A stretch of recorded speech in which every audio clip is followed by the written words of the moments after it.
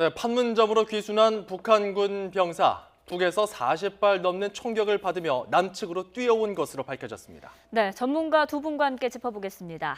김열수 한국군사문제연구원 안보전략실장 그리고 김병민 경희대학교 개건교수 나오셨습니다. 어서 오세요. 네, 안녕하세요. 네, 40발의 집중 사격을 뚫고 돌진 귀순한 북한군 병사. 현재 매우 위중한 것으로 알려졌습니다. 주재호부터 보시죠.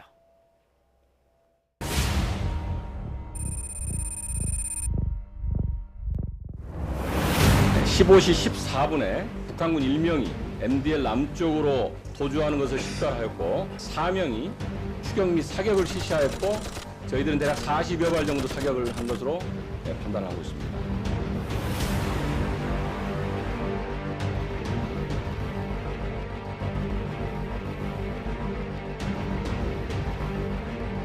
내장이 많이 폐기됐어요. 내장 지금 몇 개 남아있어요. 끝난 게 아니라고요. 다 열려있어요, 내장.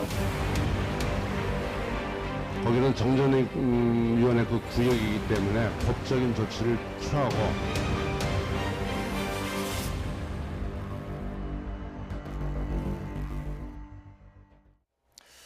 네, 판문점 귀순의 추격전까지. 김병민 교수님, 이게 흔치 않은 일이라면서요? 맞습니다. 이게 이제 2007년도 9월 달에 판문점을 통해서 귀순한 병사가 있었습니다. 그러니까 이 사건은 사실 그동안 대한민국에 알려지지가 않았었는데요.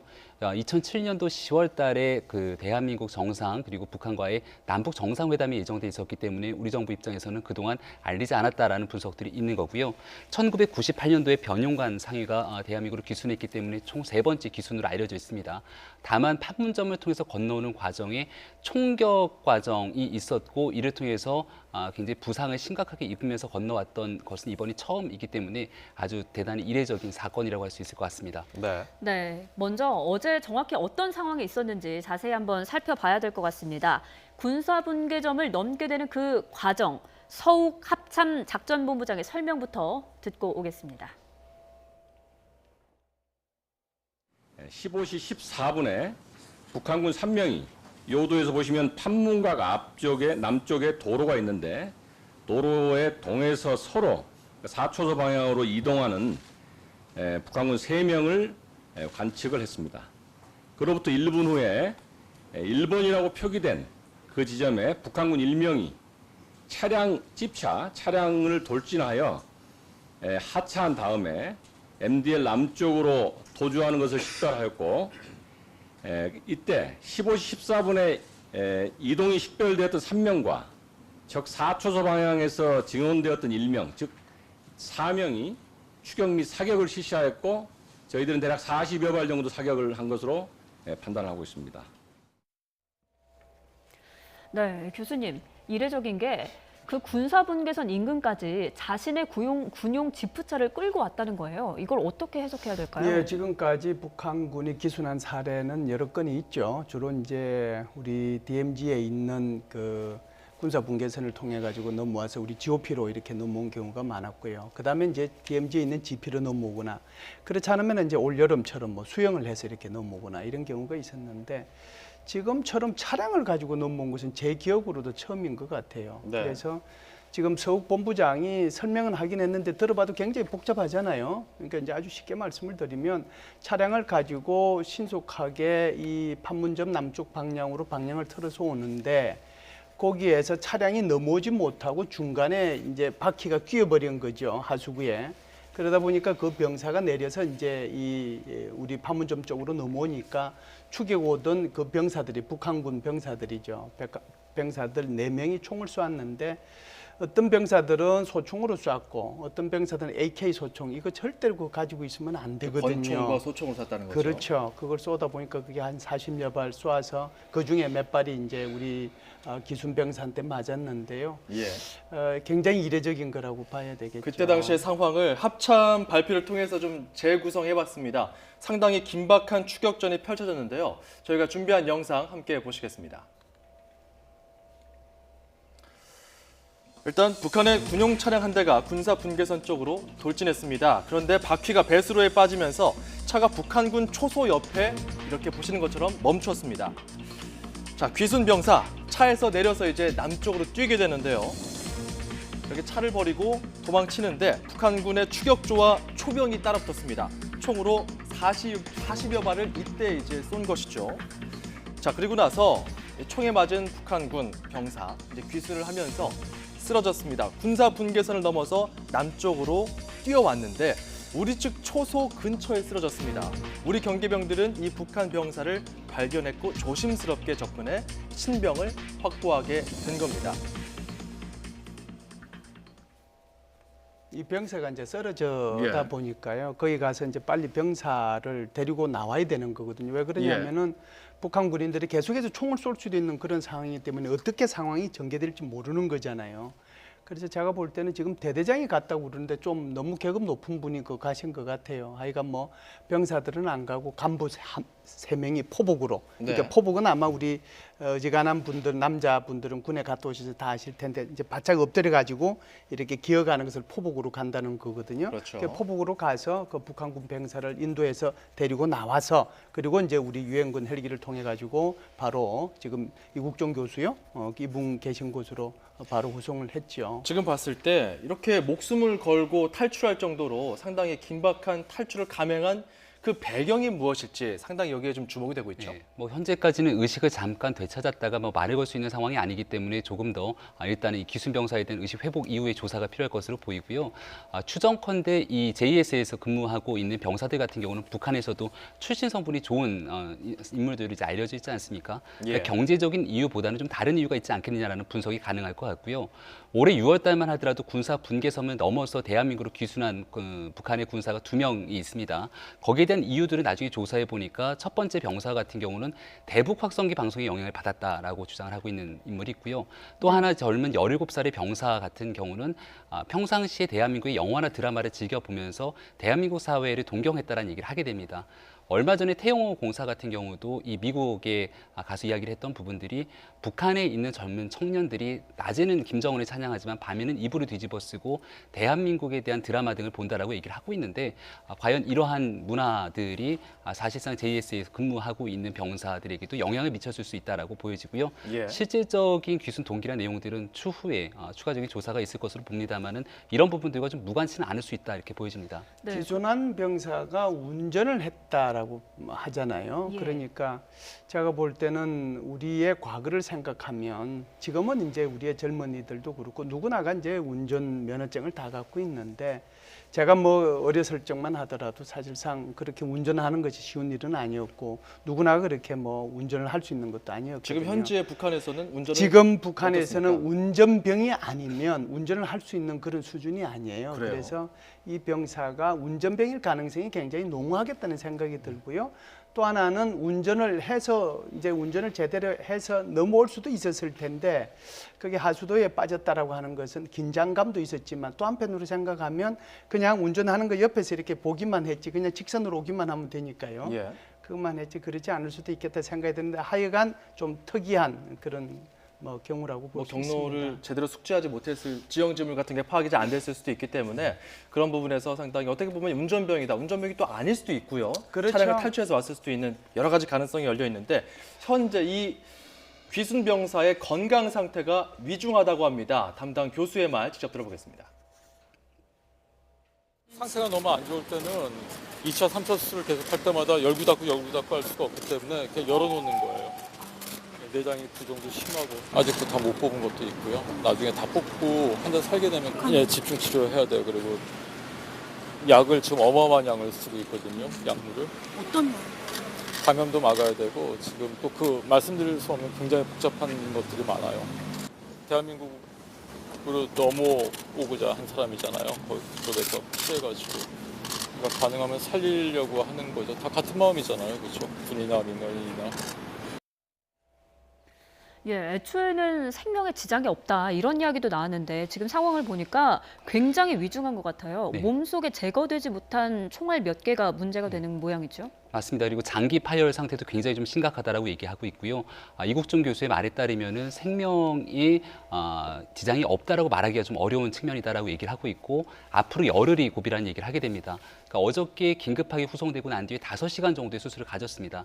근데 5시간의 수술을 모든 것들을 다 끝낼 수가 없어서 현재는 이 장기를 다 열어둔 상태로서 지금 대기 중에 있는 상황으로 볼 수가 있는 거고요. 예. 2차, 3차 수술을 더 진행해야 되는데 환자의 몸 상태를 고려해서 이제 내일이나 모레 정도의 2차 수술 정도가 들어갈 것으로 보이는데 일단 이 이국종 교수가 이 중증 외상 분야에 대해서는 대한민국 최고의 권위자인 만큼 여기에 대해서 어떤 방식으로든지 간에 이 생명을 좀 살리겠다라고 하는 의지를 피력한 것으로 보입니다. 네, 네. 그런데 만약에 깨어나지 못한다면 귀순 목적이라든지 그 과정이 미궁에 빠질 수도 있지 않겠습니까? 그러니까 귀순 동기나 목적 같은 부분들이 분명히 이제 미궁에 빠질 수밖에 없는 상황으로 보이고요. 또 여기에 대해서 현재까지 북한이 어떤 반응을 명확하게 보이고 있지는 않는 상황이지만 이 JSA를 통해서 이 총격전까지 벌여가면서 귀순하게 된 부분들은 또 남북 관계에도 굉장히 큰 치명적인 영향을 미칠 수도 있는 부분입니다. 그리고 여기에 대해서 지금 우리 정부와 대한민국 국민들만이 관심을 가지는 게 아니라 영국 BBC 방송을 비롯해서 국제사회에 대한 많은 외신들도 지금 이 문제를 연이어서 보도하고 있는 상황이기 때문에 예. 석희균 선장을 치료했던 이국종 교수가 최대한의 노력을 통해서 결국 이 생명을 좀 어떻게든 살려낼 수 있는 방안을 마련하는 것들이 최선으로 보입니다. 지금 이제 아덴만의 영웅 귀순병사 수술을 집도한 이국종 교수에 대한 또 정보가 나오고 있습니다. 국내에서는 총기로 인한 그런 사상 그리고 어떤 부상 이런 것들이 좀 흔하지 않기 때문에 이국종 교수는 이런 부분에서 좀 주목을 받았던 인물인데요. 특히 아덴만의 여명 작전 당시 2011년 3호 주얼 2호 석혜균 선장의 총탄을 빼내서 구해냈던 인물이기도 하죠. 여러 드라마의 또 모델로도 기용이 된 인물인데 이렇게 이국종 교수가 만약에 어찌됐건 굉장히 지금 어려운 수술을 하고 있다고 스스로 고백을 한 상황입니다. 만약에 수술이 좀 성공적으로 끝나게 돼서 이 병사가 의식을 되찾게 된다면 가장 먼저 물어봐야 되는 것은 무엇입니까? 왜 탈출했냐고, 왜 기순했냐고 아마 그걸 제일 먼저 물어볼 겁니다. 뭐 거기에 따라서 이제 이 기순한 동기, 그다음에 이 인원의 어떤 출신 배경 이런 것들을 다 알 수가 있고요. 뭐 우리가 기본적으로 이제 정보는 알고 있지만 이 사실상 JS 내의 경계태세라든지 그 주변 사항까지 다 알 수 있는 뭐 그런 게 있을 수 있죠. 제일 문제가 되는 건요.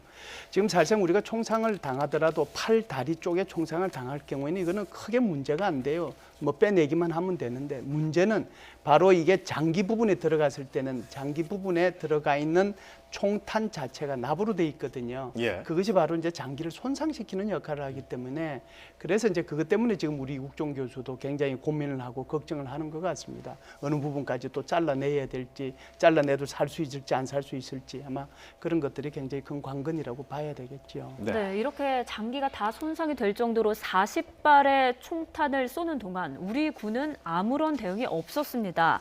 국회 국방위에서 우리 군의 초동 대처가 적절했는지 이에 대해서 여야 공방이 오갔는데요. 한번 들어보시죠. 북한군 40발이 발사했는데 그것이 최종적으로 피탄된 것이 우리 쪽 맞죠? 몇 발이 발견됐습니까? 저희 쪽에도 맞은 것으로 추정을 합니다. 그렇습니다. 이것은 바로 JSA에서 우리 MDL 우리 쪽에 북한의 총탄이 아마 처음 피탄된 사건 아닙니까? 장관께 묻습니다. 네, 맞습니다. 앞으로 총으로서 어떤 조치를 취하실 예정이세요? 정전위에서 북한 측에 요구를 하게끔 거기는 정전위원회 그 구역이기 때문에 법적인 조치를 취하고 도저히 안 된다면 성명서 발표라든가 등등의 조치를 할 수밖에 없는 상황입니다. 그래서 이 사격이 비록 북한 쪽의 경기구역이라 할지라도 총알이 뭐 갑자기 MDL에서 딱 중단되는 것도 아니고 날아오다가 네. 그런 측면에서 본다면 우리 측 사상자가 생길 수 있다는 측면에서 이 문제에 대해서는 저는 이제 이런 우발적인 충돌이 원인은 물론 기순자의 귀순을 막기 위한 것이었다 할지라도 양측 간의 상당한 형태의 우발적 충돌이 교전으로 이어질 수 있다는 측면이 이번에 굉장히 중요한 한 측면이 되겠습니다. 이번에도 또 영웅이 있었습니다. 저기 40발의 총을 쏘고 아직도 상황이 계속되고 있는 상황 속에서 대대장이 포복으로 기어가서 그 귀순한 사람을 이렇게 신변 확보를 해 오고 있는 그런 것에 대해서 다시 한번 우리 군의 정말 투철한 군인 정신과 용기와 용감에 대해서 경의를 표합니다. 예, 일단 우리 군은 대처가 적절했다라는 건데 40발을 쏘는 동안 대응이 없었다는 거 적절했다고 보십니까? 예, 제가 볼 때는 뭐 적절하게 대응을 잘했다라고 봐요. 왜 그러냐 하면 지금 판문점을 사이에 두고 판문점의 그 남북 간의 그 경계선을 사이에 두고 서로 마주보고 있는 상태인데요. 총이 옆으로 이렇게 가잖아요. 총이 옆으로 가고 나는 지금 이쪽에 근무 서고 있는데 내 쪽으로 총알이 안 날라오면 이것이 도대체 어디서 날라오는 건지 그걸 판단을 우선 해야 되고요. 만일에 내가 근무 서고 있는데 내 쪽으로 막 총알이 쏟아지면 우리가 적극적으로 대응해야 되겠지만 그게 아니고 총소리는 분명히 나는데 내 쪽으로 오는 건 아니거든요. 그런데 나중에 이제 이렇게 보니까 CCTV가 그게 굉장히 많이 설치돼 있어요. 그걸 보니까 지금 북한군 한 명이 이제 다급하게 넘어오고 있고 그쪽을 향해서 총알이 이제 막 날아드는 걸 본 거죠. 그리고 나서 이제 그것이 더 지속되는 줄 알았는데 북한군이 MDL을 딱 넘는 순간 사실상 총알은 더 이상 뭐 없었거든요. 지금 이제 국방부 장관이 잘못 대답한 부분이 하나가 있는데 그게 바로 점이죠?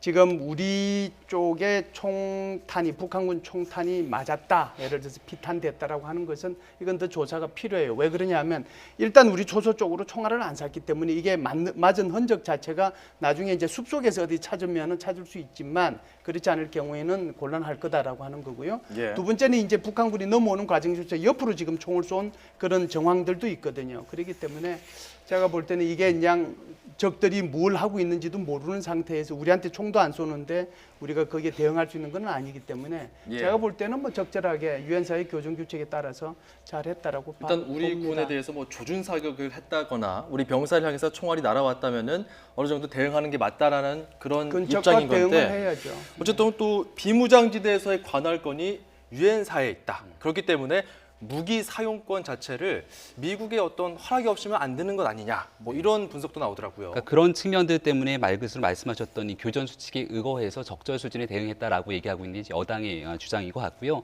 이 교전 수칙에 따르면 확전 가능성을 최대한 고려해서 판단하게 돼 있는 건데 이 84년도에도 JS 판문점 지역에서 나름대로 교전이 있어서 대한민국의 카투사 병사 한 명이 사망하게 되는 사건이 발생합니다. 예. 따라서 이번에 만약 교전을 통해서 우리 군 병사들에 대한 심각한 피해가 우려될 수 있는 경우라면은 이러한 조치를 취할 수 있다라고 이제 볼 수가 있는 거고요.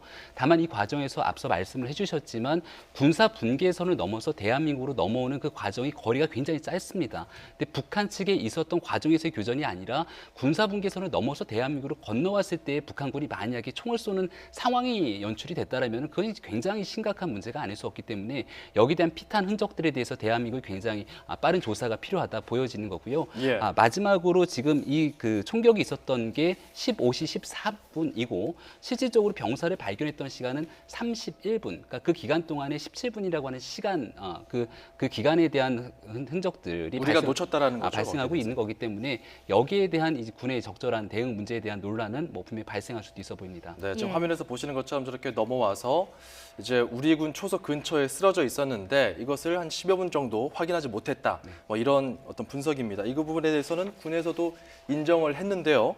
어찌됐건 지금 이 귀순 병사 이제 신병은 우리 측이 확보한 상태인데 앞으로 북한하고는 또 어떻게 이게 협의가 되는 것인지 그리고 향후에 남북 관계에도 이번 귀순 병사 사건이 영향을 줄 수 있는 건지 여기에 대한 분석도 좀 궁금합니다. 북한이 지속적으로 얘기하고 있는 것이 이제 우리 중국에 있던 그 북한 식당에 있는 종업원들 우리가 납치해서 데리고 왔다가 막 이런 얘기를 하고 빨리 돌려달라고 얘기를 이제 그렇게 하고 있었잖아요. 그런데 이번 같은 경우에는 워낙 뭐 명백하게 이게 보여지는 거니까 자기 스스로 이제 할 말이 없다라고 하는 거고요.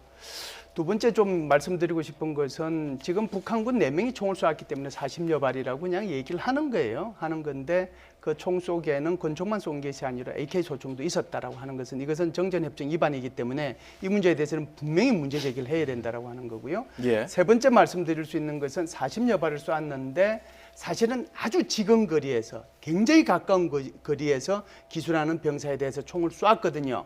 그럼에도 불구하고 40여 발의 총을 쏘았는데 기순한 병사한테 맞은 것은 5발에 불과하다. 아주 가까이서 쏘았음에도 불구하고 네. 이것이 무엇을 의미하는지도 우리가 북한군을 과대평가할 필요가 없다는 것도 이런 차원에서 한번 말씀을 드리고요. 마지막으로 이런 기회를 통해 가지고 네. 북한이 더 이상 이제 우리 이 한국으로 넘어오는 그런 기순 용사들이든 또는 이제 제3국을 통해서 우리 탈북하는 그 인원들이든 간에 그들을 향해서 우리가 뭐 납치했다고 이런 식으로 얘기하는 것은 이제는 좀 안 했으면 좋겠다는 생각. 알겠습니다. 예, 북한군 병사의 돌진 귀순 이야기 여기까지 짚어봤습니다. 김열수 한국군사문제연구원 안보전략실장과는 여기에서 인사를 드리도록 하겠습니다. 고맙습니다. 감사합니다.